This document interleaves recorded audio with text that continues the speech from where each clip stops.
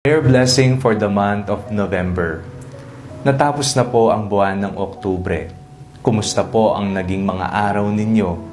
Tayo po ay magpasalamat sa Diyos sapagkat nakita po nating hindi tayo pinabayaan ng ating Panginoon. Sa panibagong buwan ng Nobyembre, atin pong ipagdasal ang lahat ng ating mga intensyon at ang mga kahilingan ng mga taong nagpapadasal po sa atin. Habang tayo po ay nagdarasal, isipin po ninyo, ano ang aking kailangan at ipagdarasal sa panibagong buwan ng Nobyembre? Sa ngalan ng Ama, ng Anak at ng Espiritu Santo. Amen. Mapagmahal na Ama, kami po ay lubusang nagpapasalamat sapagkat hindi niyo po kami kinalimutan at pinabayaan sa nakalipas na buwan ng Oktubre. Nakita po namin kung paano gumalaw ang iyong mapaghimalang kamay sa aming buhay. Patawad po, Panginoon, sa mga pagkakataong kami po ay hindi sumunod sa iyong banal na katuruan, sa mga kasalanang aming nagawa, at sa mga bagay na gagawin sana namin, ngunit hindi namin ginawa. Ngayong panibagong buwan ng Nobyembre, hinihiling po namin bigyan niyo po kami ng ibayong lakas upang makayanan namin ang lahat ng mga pagsubok na aming kakaharapin sa buhay. Alam po namin hindi niyo po kami pababayaan at ipagkakaloob ang hinihingi ng aming mga puso.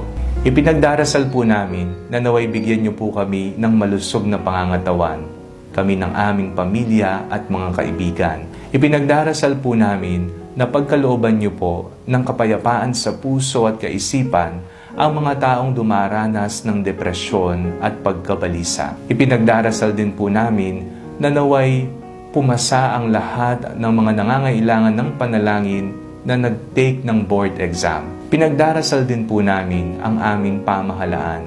Nawa ang katotohanan, ang kabutihan, at ang pagmamahal sa mga nangangailangan, higit lalo sa mga mahihirap, ang kanilang maging prioridad.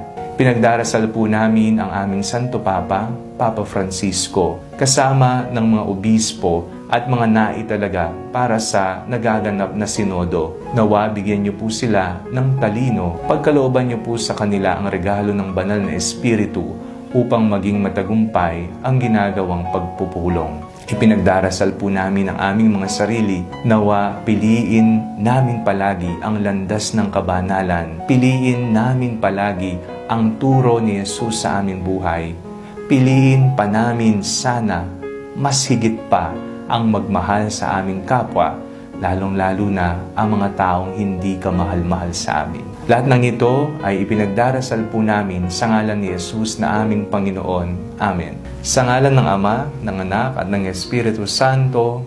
Amen. Ano po ang ipinagdasal ninyo sa buwan ng Nobyembre? Let me know at the comment section below at sabay-sabay po natin silang ipagdasal. Do not forget to like and follow ang bagong Facebook page ng Panalangin Bago Matulog.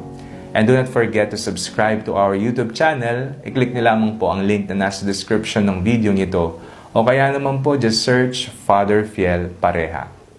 God bless you po.